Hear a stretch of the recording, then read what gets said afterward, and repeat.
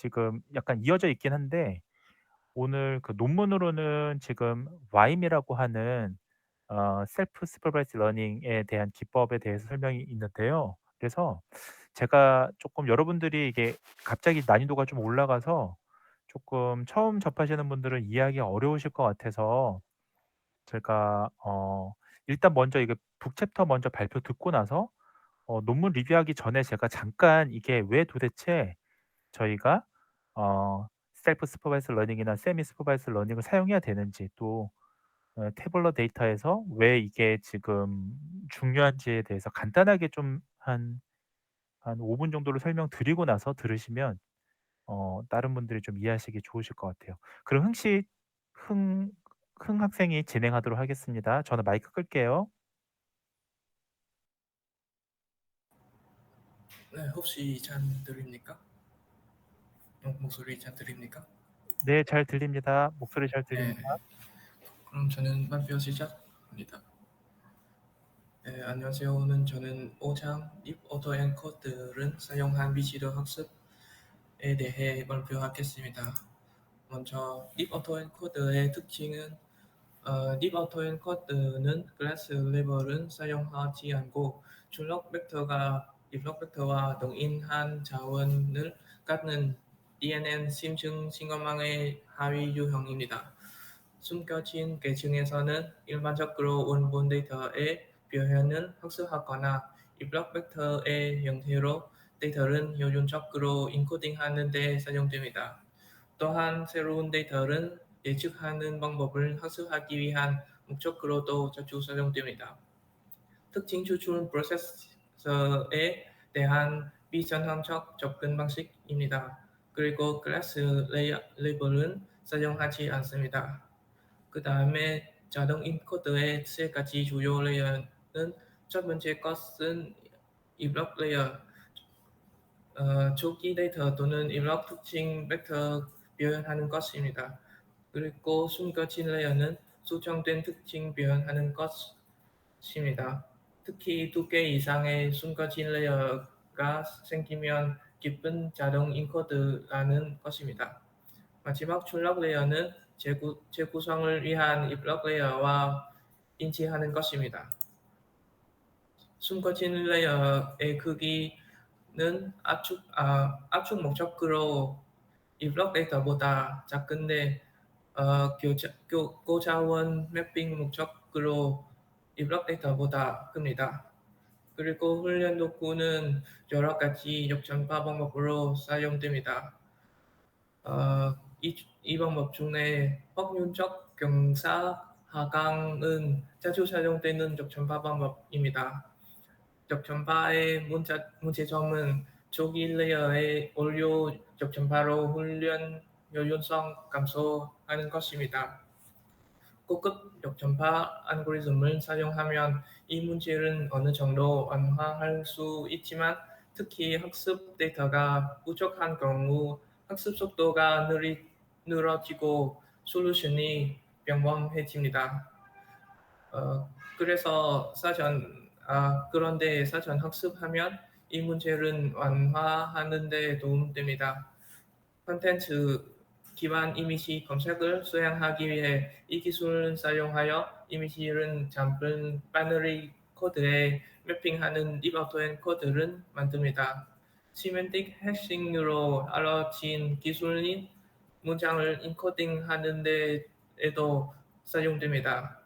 그리고 스펙트로그램과 같은 음성 특징을 인코딩하는 데에도 사용됩니다.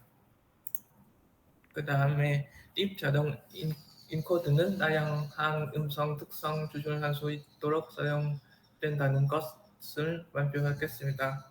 이 백서의 목적은 원시 음성 스펙트로그램 데이터에서 바이너리 음성 코드를 미시로 조절하기 위한 자동 인코더를 만든 데 수행된 작업 검토하는 것입니다.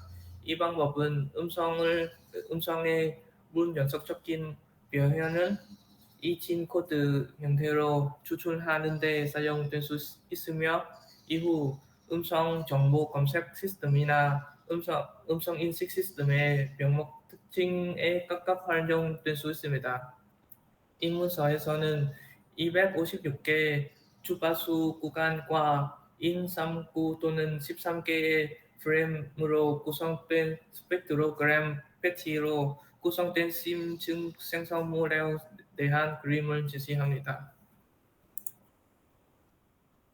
가시안 노이즈가 있는 선형 변수의 가시 레이어 1개와 500부터 3000개 가지의 이친 잠재 변수로 구성된 숨겨진 레이어 1개가 있는 미지향 그래픽 모델이 개발됩니다.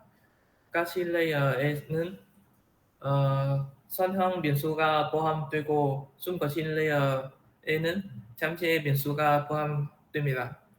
이 모델은 망사항 기저 함수를 의미하는 미지항 가시안 백르니의 RBM입니다. 가시안 베뉴의 랜덤 비트 생성기에 활성화하는 RBM에 대한 지식 축적된 후 발생했습니다. 또 다른 베뉴의 순환 진검망 은 숨겨진 단위의 확률을 입력 데이터로 사용하여 훈련됩니다. 이 두 RBM 조합하면 심층 신건망 DBN이라고도 하는 심층 신건망을 형성할 수 있습니다. 이 조사에 사용된 DBN은 그림 5000인 왼쪽 고유한 상자에 표시된 두 개 RBM 사이에 그림으로 표시되어 있습니다. 그리고 심층 신임 네트워크 DBN의 가중시 행란을 사용하여 풀려나가고 이를 통해 세계의 숨겨진 레이어를 가진 심층 자동 인코드를 개발하게 됩니다. 이 심층 자동 인코드는 행란을 사용하여 하위 계층에서 입력을 인코딩한 다음 상위 계층에서 동일한 행란을 사용하지만 반대 순서로 사용하여 상위 계층에서 입력을 디코딩합니다. 그런 다음 그림 5000밀의 오른쪽에서 볼 수 있듯이 재구성 올려 낮추기 위해 올려 역전파 방식을 적용하여 이 딥 아우토 엔코더를 미세 조정합니다. 이는 자동 인코드의 정확도를 높이기 위해 수행됩니다. 학습 프로세스가 완료된 후에 아래 나열 프로세서를 사용하여 기반 기내 스펙트로그램을 인코딩하고 재구성할 수 있습니다. 그리고 리어토 엔코드의 입력을 제공하기 위해 가장 먼저 수행해야 하는 작업은 256개 포인트 럭 파워 스펙트로그램의 연속적인 중첩 프레임 N개를 정규화하는 것입니다. 이는 각 프레임이 각 특징에 대해 샘플 전체에 걸쳐 영병군과 단위 분석을 갖도록 수행해야 합니다. 그 후 첫 번째 숨겨진 레이어는 로지스틱 함수는 사용하여 그 아래 레벨인 출력 레이어에 대한 신체 값의 활성화를 계산합니다. 그 후 이러한 신체 값은 다음 코딩 레이어로 전송되어 코드 계산 담당합니다. 코딩 계층에서 숨겨진 유닛의 신체 값 활성화가 양파화되면 활성화 값은 0 또는 1이 될 수 있으면 0.5가 임계 값으로 적용합니다. 따라서 활성화 값은 0 또는 1 됩니다. 그 후 네트워크 가중치가 가장 높은 두 계층의 도움을 받다 이러한 바이너리 코드를 사용하여 원본 스펙트로그램을 다시 생성하고 개발 고정 프레임 패치를 먼저 재구성합니다. 그런 다음 전체 길이의 음성 스펙트로그램을 재구성하기 위해 N개의 연속된 프레임의 모든 실행 가능한 장에 딥 오토엔코더를 적용하여 생성된 출력의 신호 처리에 사용되는 표준 오버랩 N 더하기 방법을 사용합니다. 이는 음성 신호의 정확한 표현을 얻기 위해 수행됩니다.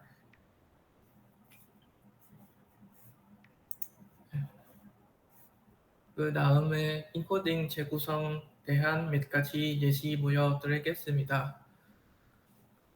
그림 5.2는 산안이 변경되지 않는 원본 음성으로 시작하여 512 및 전 24의 인코딩 장 길이를 사용하여 312 단위 명목 코드 계층에서 인치 코드 0 또는 인으로 재구성된 음성 발화입니다. 어, n in 3, 9 그리고 13도 마찬가지입니다.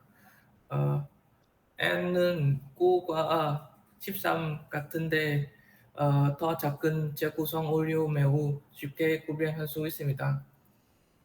보다 일반적인 코드와 비교하여 벡터 양자화를 사용하여 딥 아우토엔코드의 인코딩 오류에 대한 정성적 조사를 수행할 수 있습니다. 그림 5.3은 발생할 수 있는 인코딩 오류 다양한 양상을 보여줍니다. 맨 위에는 캡처된 첫 번째 음성 발화 스펙트로그램이 표시됩니다. 다음 두 스펙트로그램을 각각 312비트 딥 자동 인코드와 312비트 VQ에 의해 생성된 재구성된 스펙트로그램을 보여줍니다. 딥 오토엔코드로 생성된 재구성이 VQ 디코드로 생성된 재구성보다 눈에 띄게 더 정확합니다.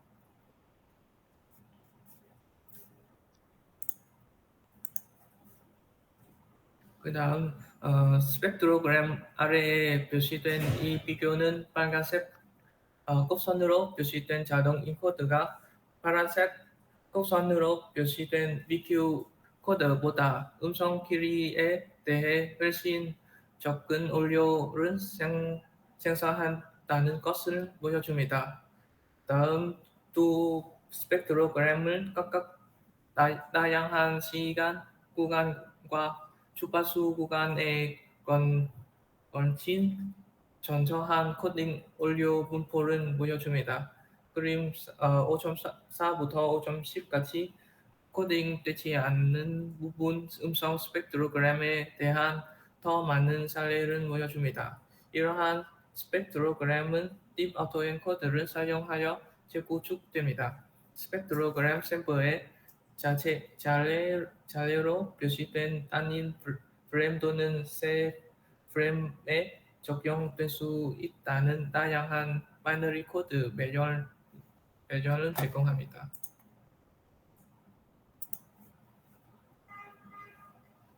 그 다음에 스택형 노이즈 제거 자동 인코드 아우토 엔코드가 처음 개발되었을 때 인코딩 레이어는 해당 인코딩 레이어인 입력 레이어보다 더 압축된 크기를 갖는 경우가 많았습니다. 반면 특정 애플리케이션에서는 인코딩 레이어가 입력 레이어보다 더 광범위한 것이 바람직합니다. 이러한 상황에서는 신고망이 사소한 신원 매핑 기능을 학습하지 못하도록 하는 기술을 구현해야 합니다. 그리고 방금 설명한 사소한 매핑 문제를 피하기 위해 의소도 제한이나 인부 값을 음해로 0으로 강제하고 입력 데이터 또는 숨겨진 레이어의 왜곡을 생성하는 드롭아웃 드립과 같은 기술을 사용할 수 있습니다. 이를 통해 여러 가지 목표를 동시에 달성할 수 있습니다.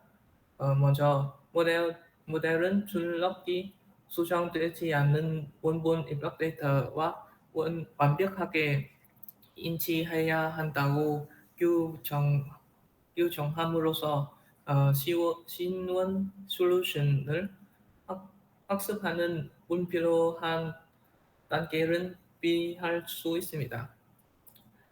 그 다음에 소리가 무작 위로 주가 되기 때문에 훈련된 모델은 텍스트 데이터에 존재하는 것과 동일한 종류의 왜곡의 저장력을 갖게 됩니다. 셋째, 왜곡된 입력 샘플을 사용하면 각 샘플의 원본의 개별적인 변형이기 때문에 훈련 세트가 크게 증가합니다. 인코딩과 디코딩 가중치가 서로 전치되도록 만들면 딸린 시그모이드 숨거진 레이어를 사용하는 노이즈 제거 자동 인코드는 특정 가우시안 RPM과 엄격하게 동일한다는 점에 유의하는 것이 중요합니다. 그러나 내조 반산 CD 또는 지속적 CD의 접근 방식을 사용하여 훈련하는 대신 점수가 입력 데이터에 대한 블로그 블로그 윈도우의 미분으로 정의되는 점수 매칭 원리를 사용하여 훈련합니다. 이외에도 RM과 벤치오는 이 관과는 제곱 재구성 오류와 가우시안 부패 노이즈가 있는 인코더와 디코더의 모든 파라미터화에 적용되도록 확장했습니다. 결론적으로 벤치와 그 외 동료들은 노이즈 제거 자동 인코드가 인부 분포 계열 내에서 기본 데이터 생성 프로세서의 분포를 인관되게 추정하는 데 사용될 수 있음을 보여주었습니다. 아 네. 자 여기까지 하시면 될 것 같습니다. 뒤에 부분은 두 네, 슬라이드가 남긴 했는데요. 좀 네, 간단한 부분이라서 제가 쪼끔 보충 설명을 드리는 게 더 좋을 것 같아서요. 예, 괜찮으시죠? 네 좋습니다. 네 흥 씨가 마이크를 끄신 것 같아요. 그럼 제가 쪼끔 진행을 드릴게요. 어 지금 이게 이제 처음 들으시는 분들은 '무슨 얘긴가.' 싶으실 텐데요. 잠시만요. 제가 화면을 좀 공유해 드릴게요. 네. 잘 보이시나요? 네. 좋습니다. 좀 기본적으로 지금 발표한 흥 씨는 이와 같은 연구를 많이 진행한 대학원생이에요. 아마 지금 쪼끔 간단히 소개를 드리자면 흥 씨는 지금 석사 과정이시긴 한데 그 뭐냐 이 인공지능 관련돼서 JCR 상위 10% 요 논문을 거의 4편 이상 작성을 주저자로 하셨습니다. 그래서 굉장히 이쪽으로 지금 XAI 이쪽으로 굉장히 관심이 많은 학생이고요. 간단히 좀 소개를 드리자면 지금 이제 사실 DB 부층은 최근의 일인데 어터 인코더라는 게 뭔지에 대해서 좀 제가 간단하게 좀 설명을 드릴게요. 지금 어터 인코더가 뭐냐면 이거는 간단히 정의하자면 어떤 목적에서 처음에 발생됐냐면요. 피처 엔지니어링을 위해서 처음에 이게 도입이 됐습니다. 그래서 원래 이게 핵심을 좀 아셔야 될 건 두 가지인데요. 이 역할하고 도대체 오토 엔코더가 어떤 역할을 하는지 하고요. 두 번째는 이게 어떤 알고리즘에 기인했는지 두 가지를 좀 말씀을 드리려고 해요. 그래서 하나는 먼저 아셔야 될 거는 어터 엔코더는 비지도 학습 모델이에요. 그러니까 우리가 비지도 학습 모델이라는 것은 기존에 우리가 인공지능은 하나씩 하나씩 답을 달아줍니다. 뭔가 이렇게 예를 들면 분류를 한다라고 가정했을 때 예를 들면 뭐 이게 사과면 이걸 사과라고 이렇게 이걸 레이블링이라고 하는데요. 자 레이블을 달아줍니다. 즉 답을 달아주는 거죠. 자 그런데 비지도 학습이라는 것은 우리가 이런 입력된 값은 있는데 이런 레이블링 즉 답을 달아주지 않는 거예요. 예를 들면 사과가 이렇게 생긴 사과도 있고 뭐 이렇게 생긴 사과도 있고 뭐 이렇게 생긴 사과도 있을 겁니다. 그런데 사실 우리가 사과라는 거를 만약에 답을 정해서 소위 이제 슈퍼바이즈 러닝으로 학습을 하게 되면 어떤 상황이 생기냐면 기존에 알려져 있는 지식만을 활용하게 되잖아요. 예를 들면 우리는 뭐 사과의 모양이라든지 뭐 색깔이라든지 뭐 등등등 뭐 향기라든지 이런 걸로 사과를 정의할 텐데 사실은 비지도 학습을 쓰게 되면 예를 들면 여기 색깔을 저희가 만약에 아주 어린아이들한테 사과 그림 그려 보라고 그러면 대부분 빨간색으로 그리거든요. 근데 사과라는 거는 사실 녹색도 있잖아요. 청사과도 있잖아요. 예. 청사과, 사과 종류에 따라 되게 다양하죠. 노란색도 있고 빨간색도 있습니다. 자 그렇다면 우리가 색깔이라는 어떤 하나의 그 피처를 넣지 않으면 사실은 이게 그 AI에서는 고걸 넣는 것보다 저희가 만약 모른다면 백그라운드가 없다면 이거를 언스퍼바이스드 러닝을 하게 되면 색깔이라든지 모양이라든지 데이터에 기반해서 분류를 하게 되는 겁니다. 자 그때 근데 많이 쓰는 이유 중에 하나는 두 가지예요, 두 가지 사실은. 특징이라고 말씀드렸는데 특징이라는 건 뭐냐 하면 좀 쉽게 설명하면 각각의 변수라고 얘기하면 쪼끔 더 편할 것 같습니다. 변수라는 건 뭐냐면 다시 얘기하면 우리가 사과를 정의한다라고 했을 때 사과의 색깔, 컬러라든지요. 사과의 모양, 쉐입이라든지 이런 것들을 다 하나하나를 변수라고 하잖아요. 자 이런 것들을 우리가 두 가지로 자 두 가지 목적에서 이 오토엔코더를 쓰는데 첫 번째는 특징을 추출하기 위해서예요. 잠재적인 특징. 그러니까 여기서 말하는 latent feature라는 것은 우리가 어떤 좀 얘기 설명하면 길어지는데 이게 어토인코더 설명하다 보면 겐까지 가거든요 원래는. 좀 복잡해지는데 우리가 어떤 사물에 대해서 기존에 알려져 있는 어떤 정의가 거의 없다라고 가정했을 때 우리 미지의 사물 Z라고 하는데요. 이 미지의 사물 Z를 알기 위해서 우리가 이 지금 Y를 알고 있다면 자 이 Z의 가장 유사한 값을 거꾸로 산출해 내는 거예요. 그러니까 인코더가 있고 디코더라는 두 가지 있습니다. 그래서 원래 이거는 쪼끔 더 쉽게 설명을 하면 피처 그러니까 특징이라고 하는 게 되게 많은 경우 예를 들면 뭐가 있을까요? 뭐 예를 들면 행복이라는 어떤 추상적인 정의가 있다고 가정해 볼게요. 행복이라고 하는 이 개념 안에는 우리가 행복하기 위해서는 되게 많은 특징들이 있잖아요. 뭐 돈도 많아야 되고 돈도 행복을 정의하고 뭐 얼굴도 행복을 정의하고 뭐 근육도 뭐 행복을 정의하고 뭐 등등 직업도 행복을 정의하고 가족도 있고 엄청 많다고 가정해 볼게요. 한 뭐 1,000개 정도 있다라고 가정한다면 이 특징을 축소를 합니다. 예. dimensional restrict라고 하는데 축소를 해서 얘를 다시 예 이 특정 벡터 적은 팩터로 저차원으로 바꿔줘요. 그 뒤에서 좀 설명드릴게요 이거는. 스펙트로그램 이 챕터가 스펙트로그램 얘기를 하고 있기 때문에 그걸로 설명을 좀 드리겠습니다. 자 그다음에 이걸 다시 원래 값으로 축소된 값을 쓰면 안 되잖아요. 원래 값으로 이것을 다시 복원을 합니다. 이걸 복원이라고 합니다. 자. 자 그때 이 두 가지를 다 예 뉴럴 네트워크를 쓰는 거예요. 이렇게 두 개의 뉴럴 네트워크 구조로 되어 있는 것이 간단히 얘기하면 어터 인코더가 되겠습니다. 자. 자 여기서 만약에 요 앞부분 인코더를 제외하면 이게 이제 겐이 되는 거거든요. 자 어쨌든 간에 목적은 두 가지입니다. 그래서 아까 말씀드렸다시피 우리는 어떤 사물에 대해서 행복이라는 걸에 대한 결정짓는 걸 잘 모를 때 우리가 행복에 영향을 미치는 어떤 잠재적인 숨어 있는 요소가 뭐 있는지를 우리가 파악할 때 줄여서 파악할 때 이걸 보기도 하고요. 두 번째는 비슷한데요.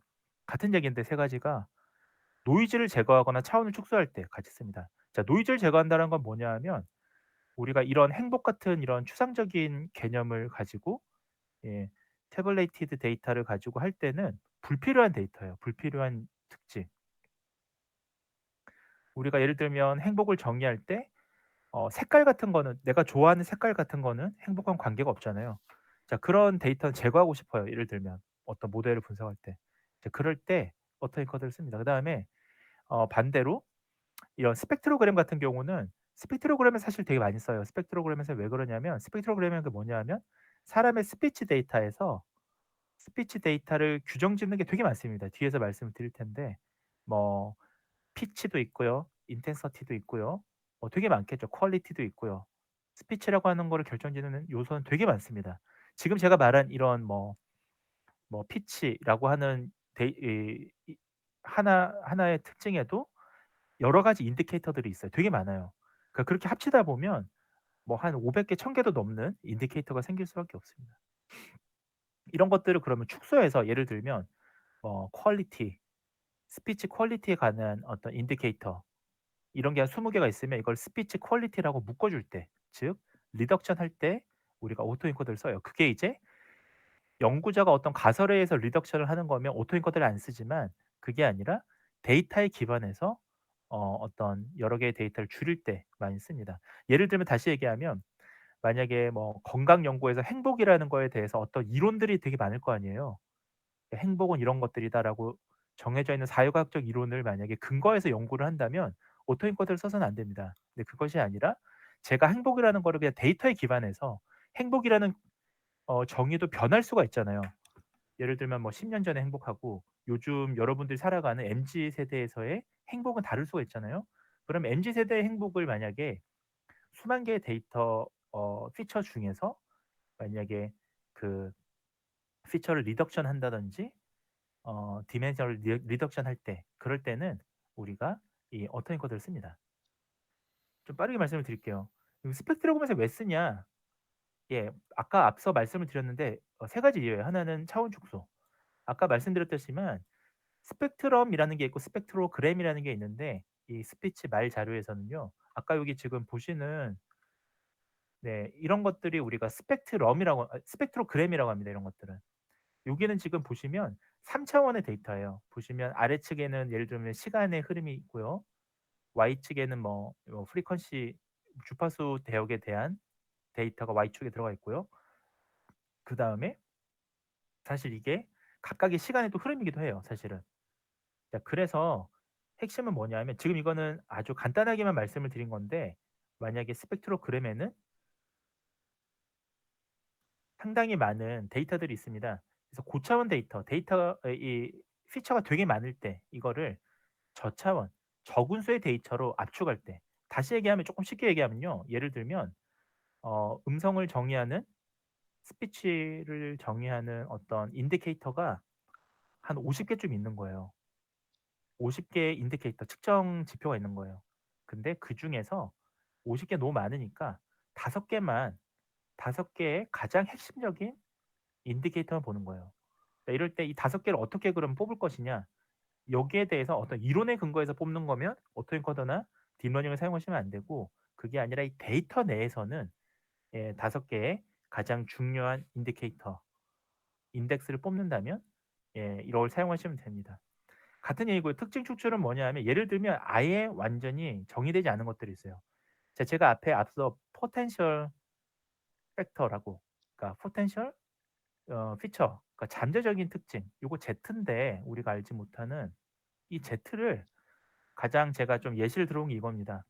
여러분들 혹시 감성적인 음악, 예를 들면 빈 선생님 같은 경우에 음악을 좋아하는데, 예를 들면 감미로운 음악이라는 걸 정의하기 굉장히 어렵잖아요. 도대체 어떤 게 감미롭냐라고 할 때, 만약에 이것을 우리가 수학적으로 화학식처럼 정의하고 싶단 말이에요. 그러면 감미로운 음악에 대해서, 자, 감미로운 음악이라는 결과론문이 있어요. 제가 예를 들면 어 빈 선생님이 어느 날 이렇게 음악을 듣다가 "이 음악은 감미로운 음악이야."라고 정의를 내리면, 그 음악에 대한 존재를 알고 우리가 도대체 어떤 게 이 사람한테 감미롭게 들리냐에 대해서는 잠재적인 거 알 수가 없는 거예요, 이 감미롭다라는 정의를.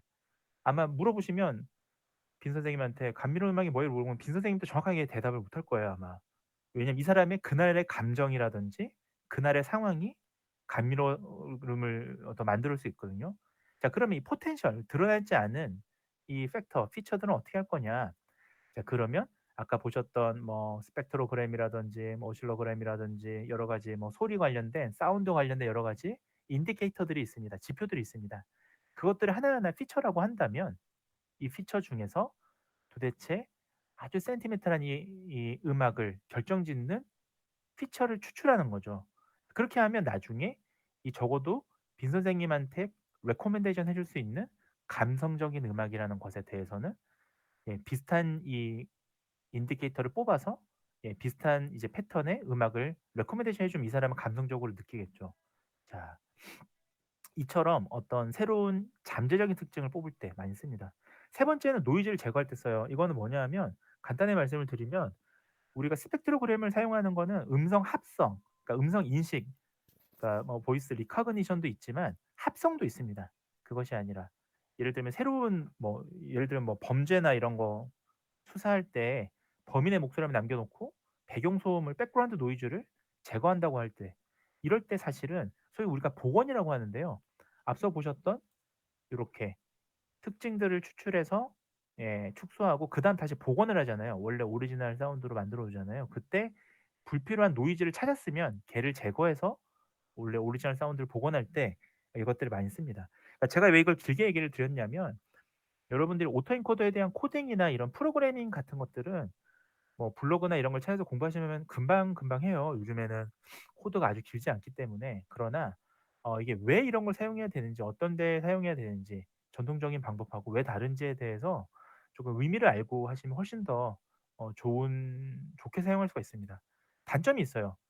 짧게만 말씀드릴게요. 두 가지인데 하나는 오버피팅, 과적합이에요. 그래서 이거 같은 경우는 좀 여러 가지 부분들이 있는데 특히나 과적합이라는 게 뭐냐면 너무나 학습 데이터에 지나치게 적합이 되면요. 새로운 데이터가 왔을 때에도 그 학습된 데이터로만 적합을 하려고 합니다. 피팅 자체가요. 그래서 이런 오토엔코더는 딥러닝 모델들이 다 가지고 있는데 특히 오토엔코더는 이런 위험이 좀 있습니다.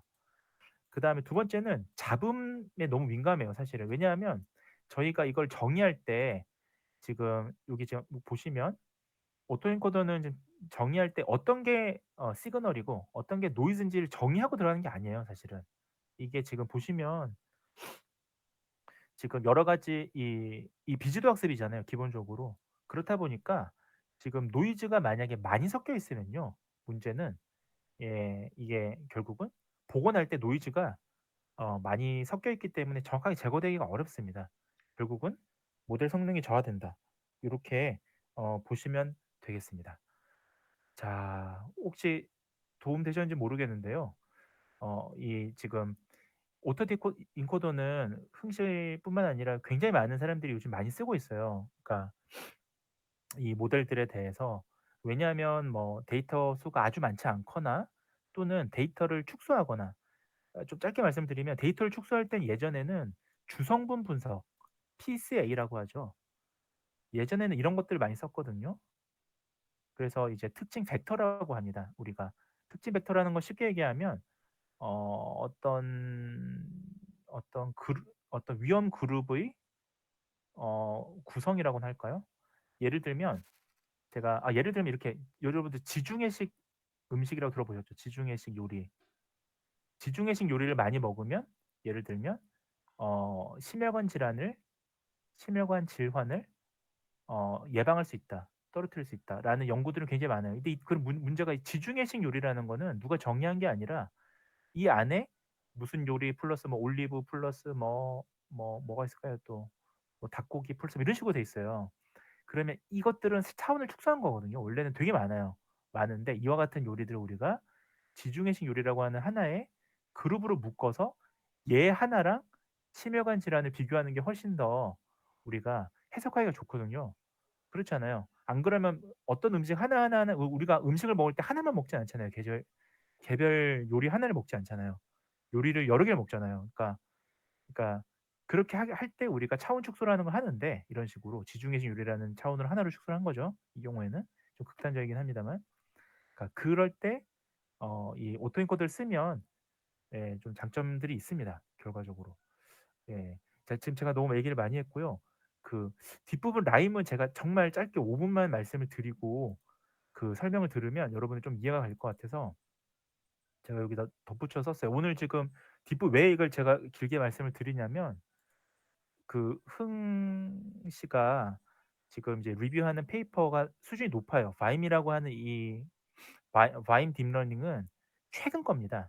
2020년 정도 돼서 비로소 페이퍼가 많이 나오기 시작하는 정말 최근에 쓰는 이 태블리티드 데이터에서 쓰는 딥러닝이거든요. 그래서 그걸 모른 채 그냥 들으시면 무슨 내용인지 모르실 것 같아서 제가 조금 설명을 드리는 게 그래도 좋을 것 같아서 말씀을 드릴게요.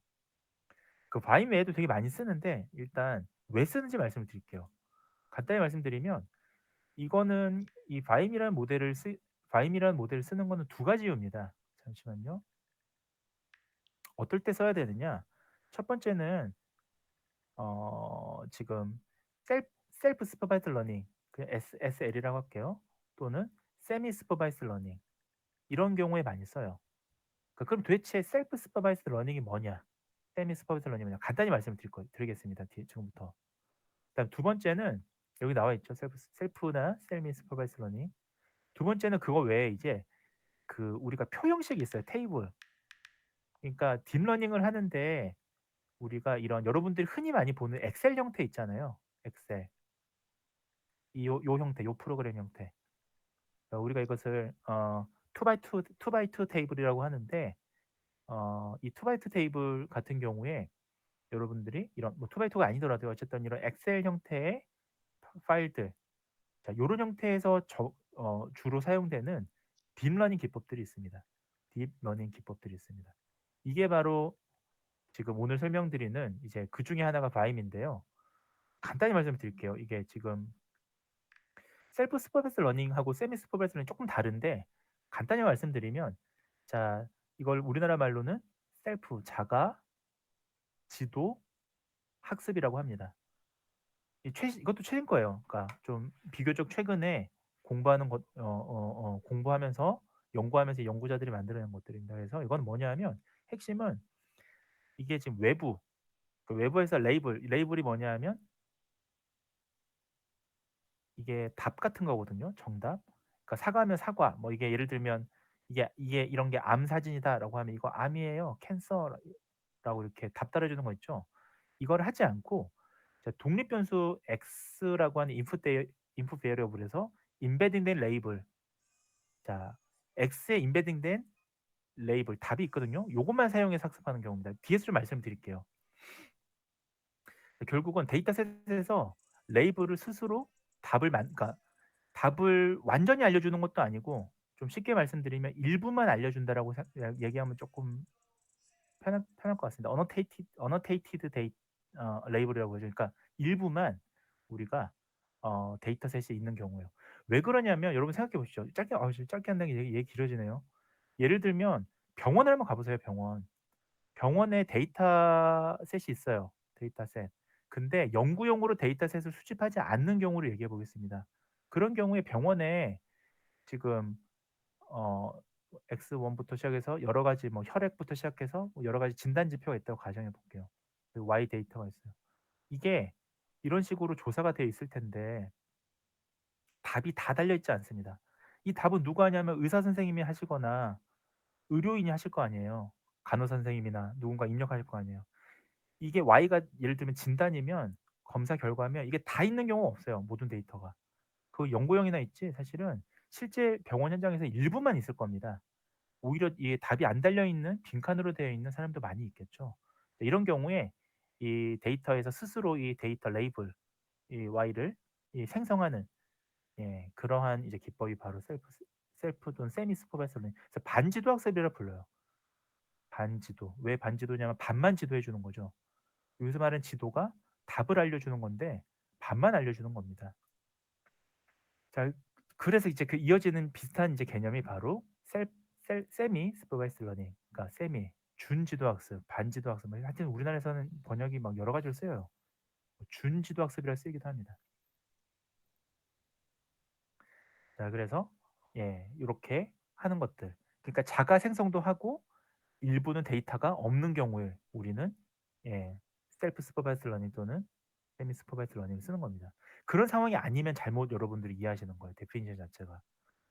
그러면 예를 들면 대표적인 셀프 슈퍼바이즈 러닝, 그러니까 자가 생성하는 러닝은 뭐가 있느냐.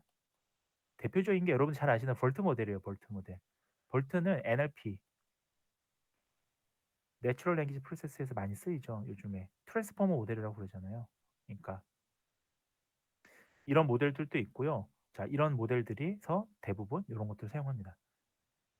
지금 오늘 이제 말씀 뒤에서 할 그 흥이 설명을 할 이제 논문도 그와 같은 이런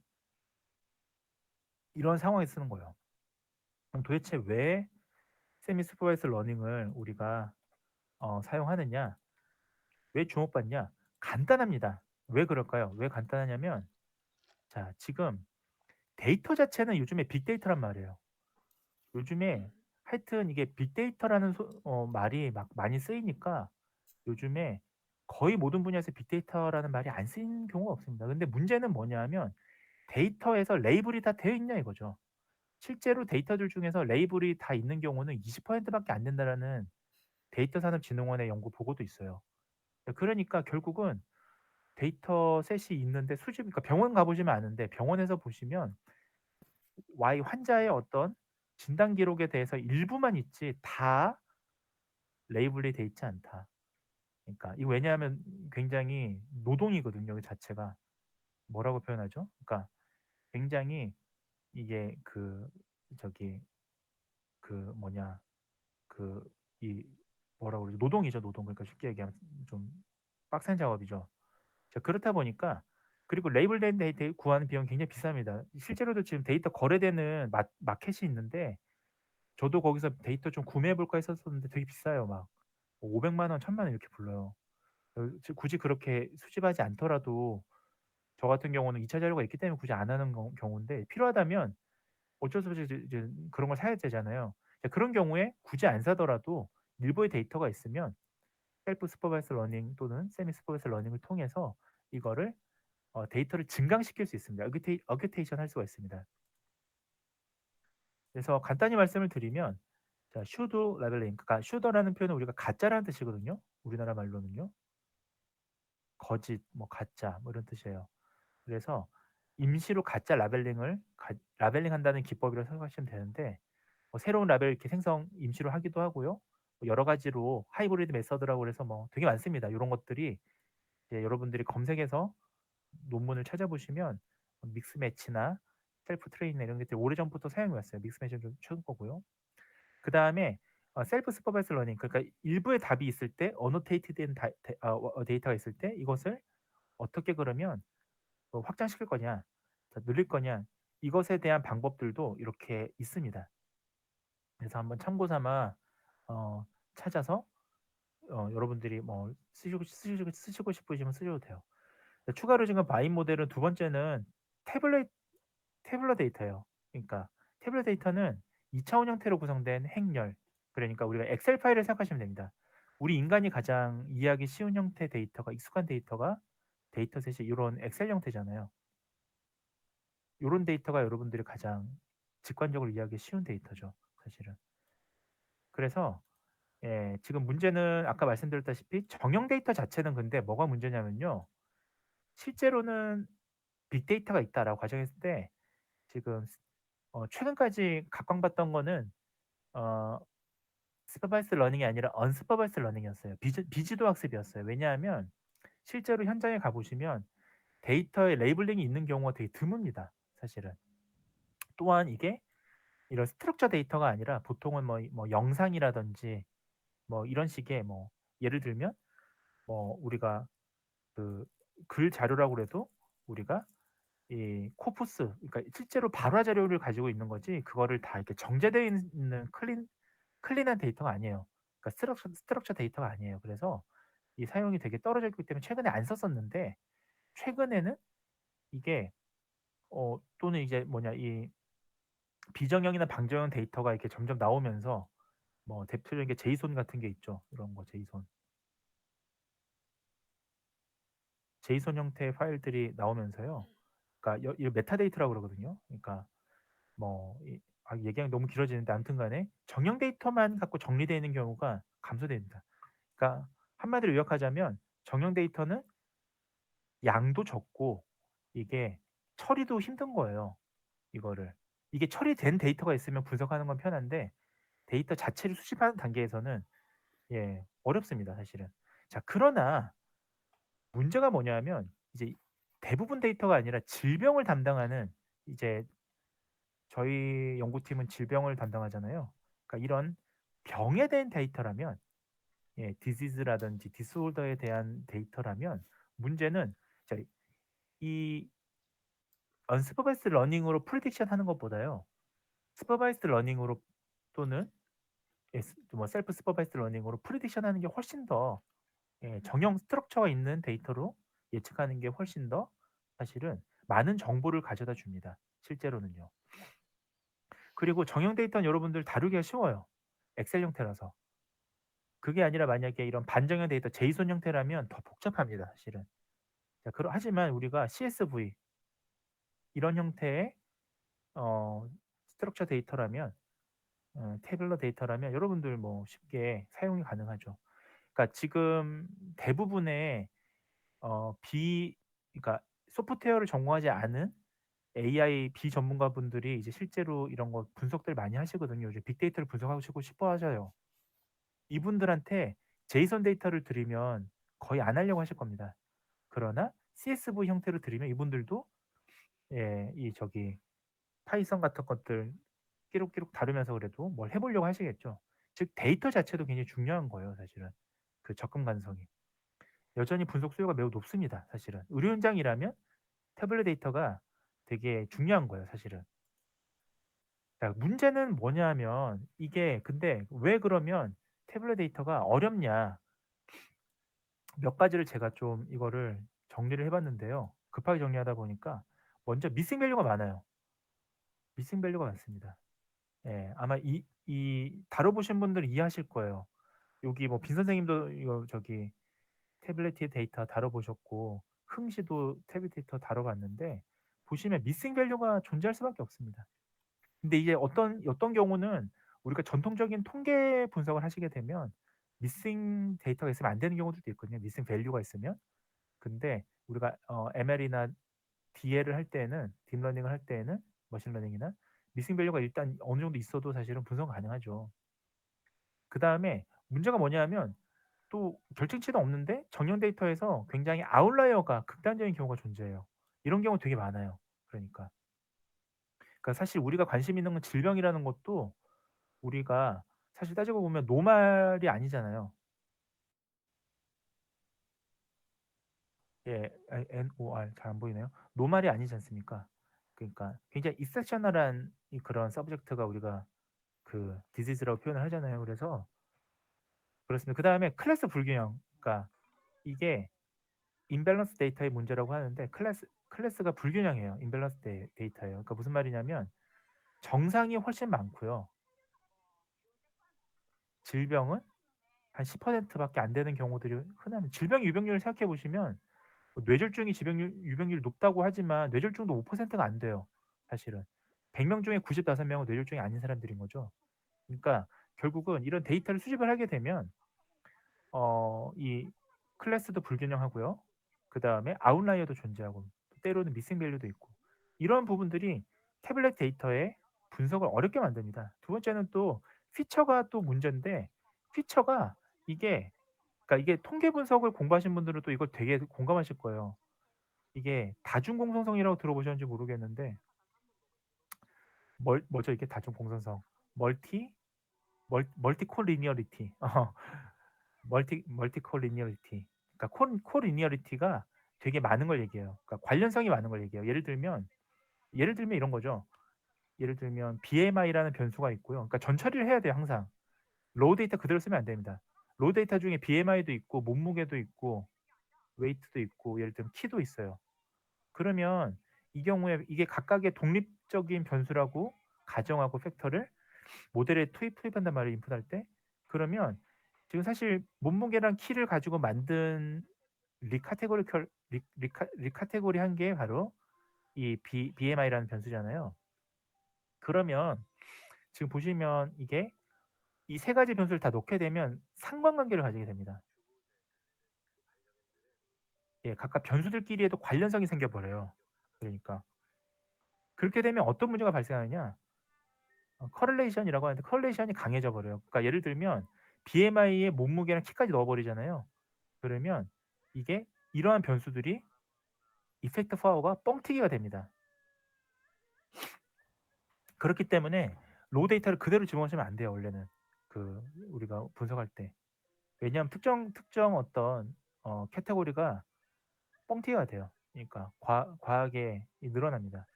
그 파워가요. 이펙트 파워가. 자, 그래서 이런 부분들도 있어요. 그래서 뭐 관계가 없는 것도 있고 되게 불규칙합니다. 일레귤리티합니다. 그다음에 전처리가 어려워요. 세 번째는. 전처리도 어려워요, 사실은. 이게 뒤에서 이제 바임 얘기하면서 얘기했지만 차원의 저주라고 그러는데 이게 변수가 많으면 많을수록 여기서 말하는 디멘션이라고 하는 이 차원은 일종의 변수라고 생각하시면 돼요. 변수의 수. 변수의 수가 많으면 많을수록 변수가 200개다. 뭐 500개다. 이런 식으로 늘면 늘수록 점점 해석하기가 어려워져요. 점점. 그러니까 차원이 적을수록 좋은 겁니다, 사실은. 자, 게다가 범정 데이터도 지금 포함을 하고 있고 캐테고리컬 데이터도 포함되어 있고 게다가 이게 문제가 뭐냐하면 증강 기법이 어려워요. 이게. 그러니까 이 이전에 저희 같이 공부하던 엄가영 선생님이 연구했던 게 겐이라는 걸 가지고 겐 기법을 가지고 태블릿 데이터를 어규멘트하는 거였거든요. 증강하는 거였거든요. 이게 쉽지 않아요. 예, 겐 알고리즘 중에서도 일부 겐만 이게 가능합니다.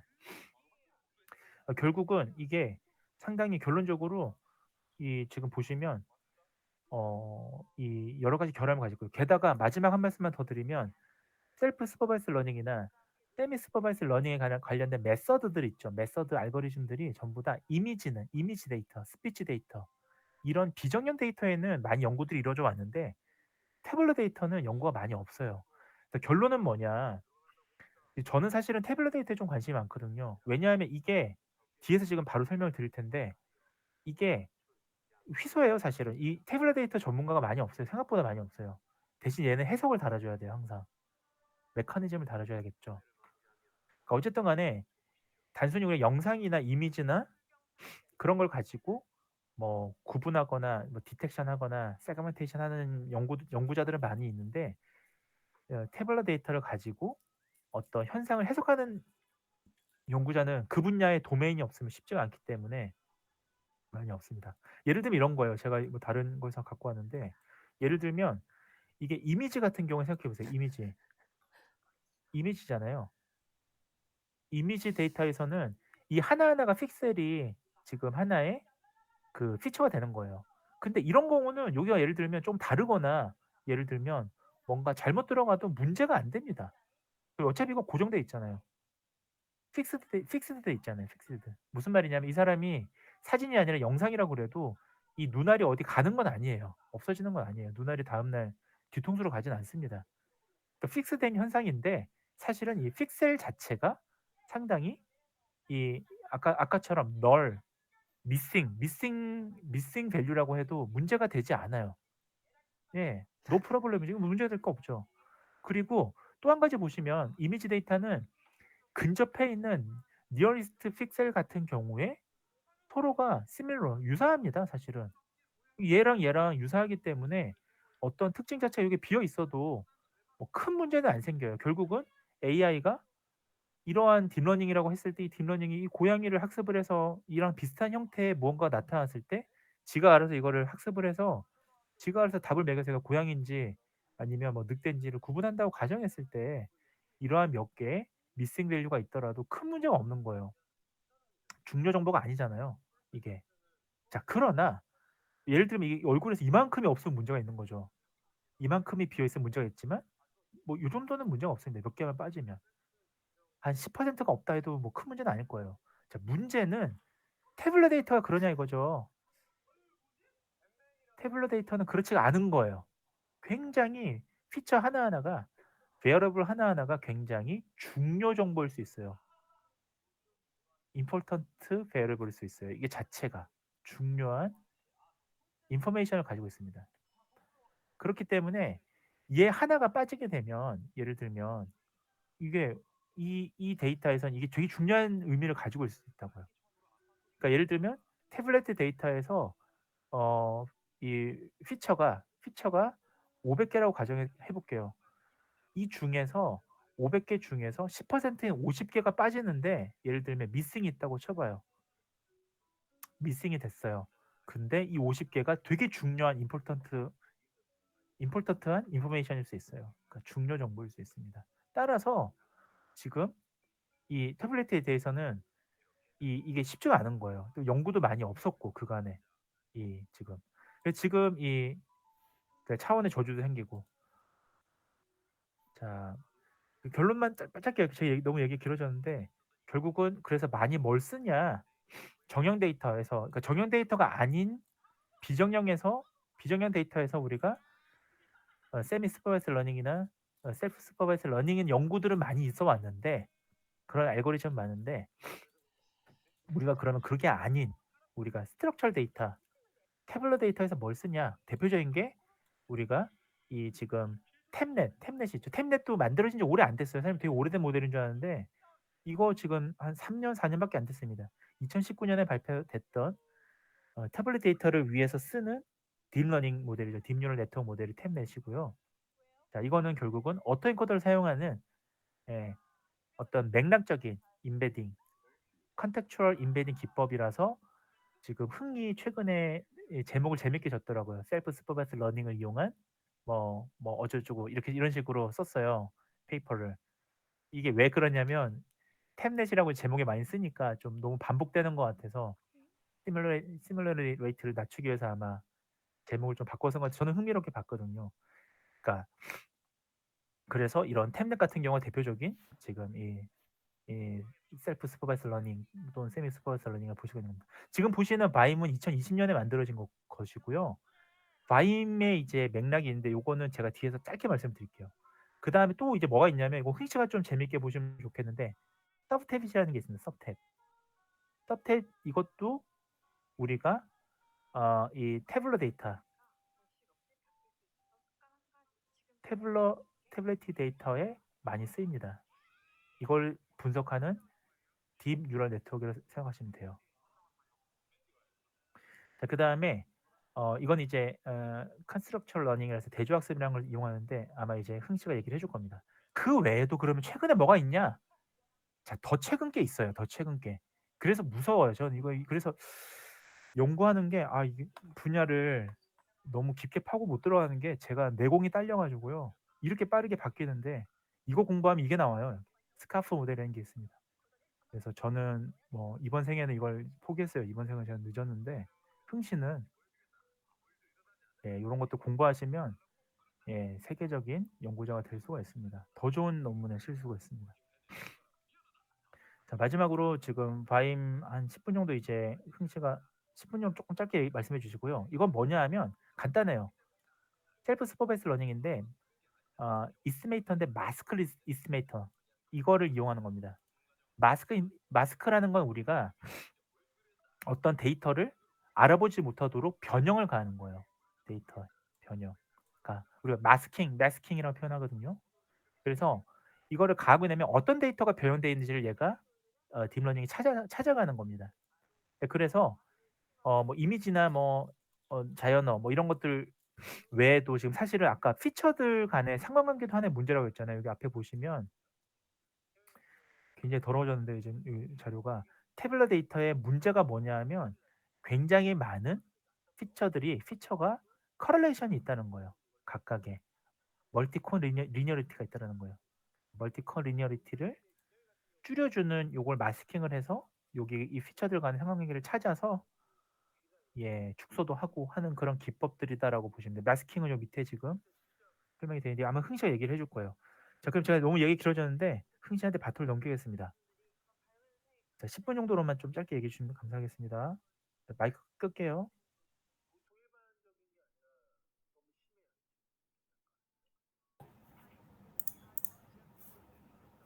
제가 빠르게 발표하기 위해 영어로 발표하겠습니다. PPT 자료 동시 한국어랑 영어 보여드리겠습니다. Uh, Today I will review the paper about VAM by extending the success of cell and semi-supervised learning to tabular domain. Uh, Deep learning models have excelled in image classification, object detection, and language translation using supervised learning on huge label datasets. Unfortunately, huge label datasets are expensive or hard to obtain in some fields, such as rare disease medical datasets. In these scenarios, there is often a wealth of unlabeled data available because datasets are often collected from a large population, but target labels are only available for a small group of people. These datasets offer great opportunity for cell and semi-supervised learning algorithms to develop predictive models using unlabeled data. Unfortunately, existing cell and semi-supervised learning algorithms are not effective for tabular data because they have heavily rely on the spatial or semantic structure of image or language data. This thing Professor Bien have introduced, so I can skip. This paper proposed a systematic cell and semi-supervised learning framework for tabular data. VAM uh, stand for value imputation and max estimation that combines authors' idea to produce state-of-the-art performance on several tabular datasets with a few labeled samples from various domains. For cell and supervised learning, the authors introduced a novel pretext max vector estimation in addition to feature vector estimation. To solve those pretext actions, an encoder function learns to construct informative representation from the raw features in the unlabeled data. For semi-supervised learning, the authors introduced a novel tabular data augmentation scheme. Challenges of deep learning with tabular data. The first is nature of data. Tabular data is structured, unlike unstructured image or text, and existing models fail to capture unique patterns or relationship in structured data. The second is diversity of data, because tabular data spans various domains such as healthcare, finance, and retail. In addition, existing deep learning models have difficulty generalizing the characteristics of these various domains. The third one is complexity of data, because table data consists of multiple features and observations, and special modeling techniques are required to handle such complex data structure. But most deep learning models do not properly handle this complexity. Therefore, existing deep learning models are experiencing poor performance on tabular data. So the next is proposed model by uh, self-supervised learning for tabular data. There was various existing self-supervised learning methods. However, there are limitations to directly applying self-supervised learning methods proposed in most image domains to tabular models. This is because the characteristics of image and tabular data are different. For this reason, BAM proposed a new self-supervised learning method for tabular data. In the larger scheme of things, it is a method arbitrarily transforming data and then tiring it to be restored.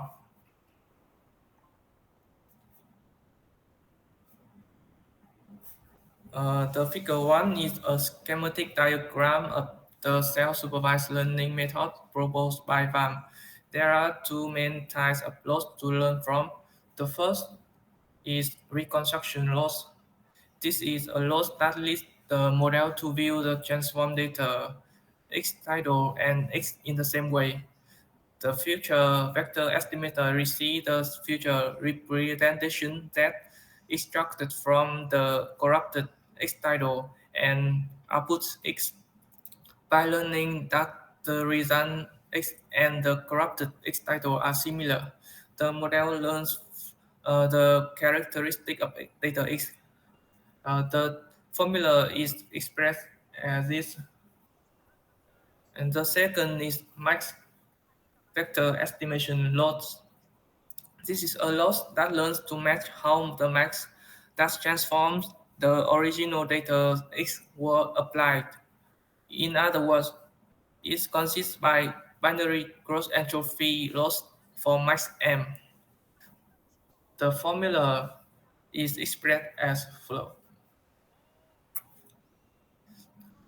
The next is semi-supervised learning for tabular data. After training with self-supervised learning, VAM, VAM now proceeds to learn using real data through semi-supervised learning. Pre-training involves learning the overall data structure and then learning the actual problem.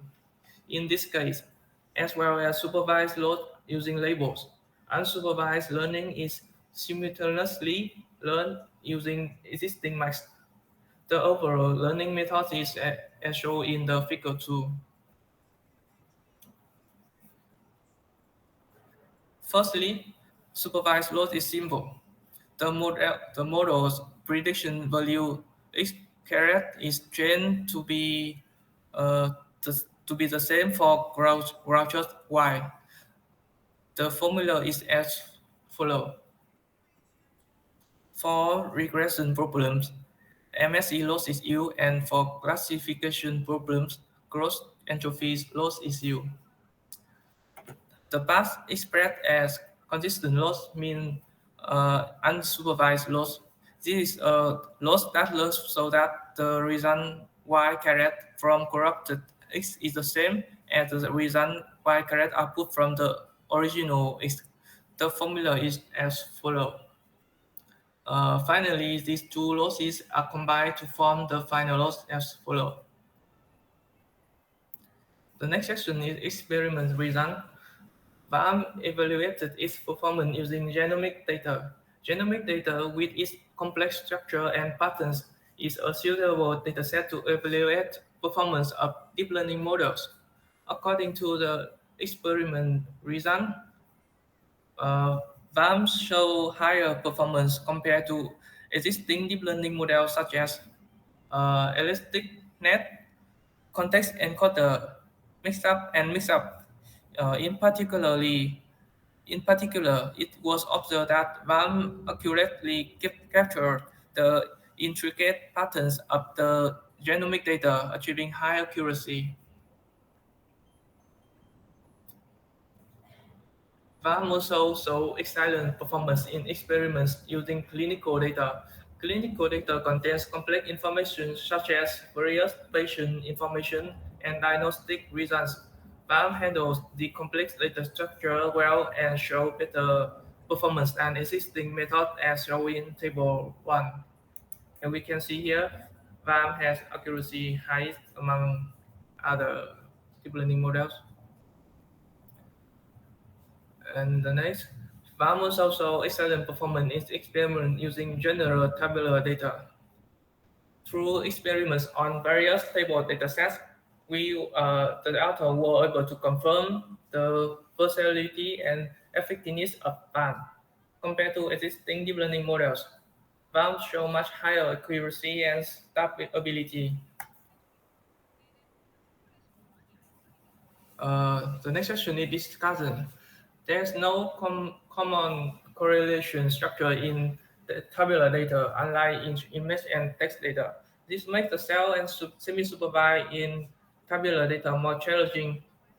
Moreover, most augmentations and pretext text used in image data are not applicable to tabular data because they directly utilize the spatial relationship of the image for augmentation, for example, rotation, and pretext text, for example, jigsaw puzzle or and colorization. To transfer the success of cell and semi-supervised learning from image to tabular domains, proposing applicable and proper pretext text and augmentation for tabular data is critical. Better augmentation and pretext text can significantly improve self and semi-supervised learning performance. This is my comment about this research paper. The first about the advantage of VAM models. VAM has shown excellent performance on various datasets, including genomic data, clinical data, and general table. This demonstrates VAM's versatility and effectiveness.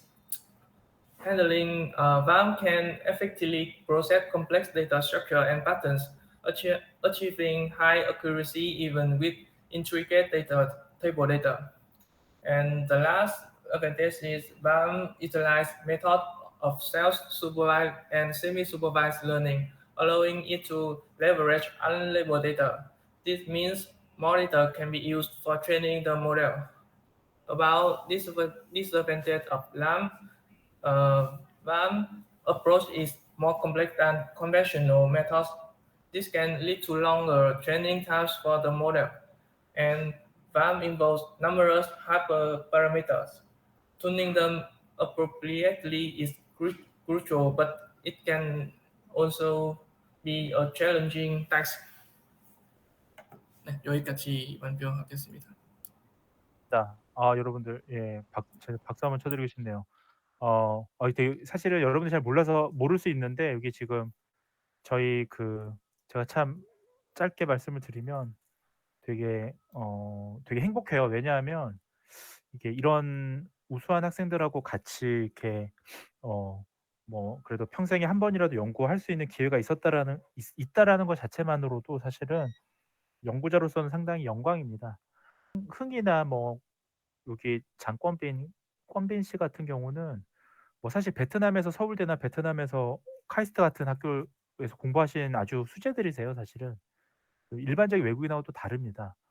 그리고 또 여기 지금 저희 같이 공부하는 빈서재 선생님만 해도 그 SSCI급 사회과학 쪽 SCI급 논문도 지금 많이 쓰셨고 구조 모델도 막 하시고 하시는 우수한 지금 친구들이 지금 특히나 저희 랩에서는 지금 태블릿 데이터에 대해서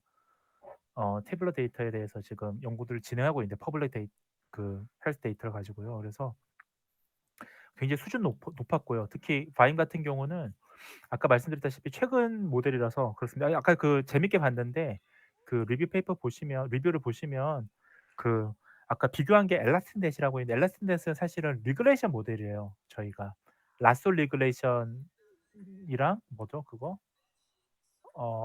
라소 리그레이션이랑 갑자기 생각이 안 나네요. 리그레이션 기반 모델이고요. 두 개를 합쳐 놓은 건데 그래서 우리가 아까 보시면 리그레이션 모델 같은 경우는 보통 MSE로 많이 보거든요. 러스를 우리가 계산할 때. 그리고 우리가 캐테고리컬 데이터 같은 경우는 우리가 크로스 엔트로피 엔트로피로 모델이 아니라 엔트로피 메서드로 우리가 그것을 로스를 계산을 하게 되는데요. 그래서 보시면 이 연구에서는 지금 간단히 얘기를 하자면 태블릿 데이터 같은 경우는 우리가 바임이라는 걸 쓰면 아무래도 왜 그러냐면 바임 자체가 매스킹을 하면서요. 상관성이 높은 것들의 관련성을 잘 드러내서 얘들이 한번 이렇게 좀 정리해 주는 매스킹 이스티메이터가 좀 작용을 하는 경향이 있습니다, 사실은.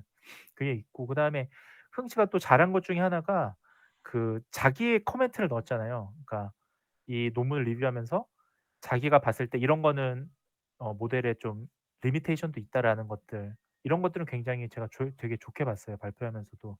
보통 대학원 세미나들이 이런 것들이 더 활발하고 여러분들이 막 토론하는 게 사실 더 중요한데 굉장히 잘했고요. 그다음에 마지막으로 실제로 해 보면 이제 뭐가 문제냐면 바이 모델 이게 지금 세 가지를 본 거잖아요. 하나는 GN 데이터.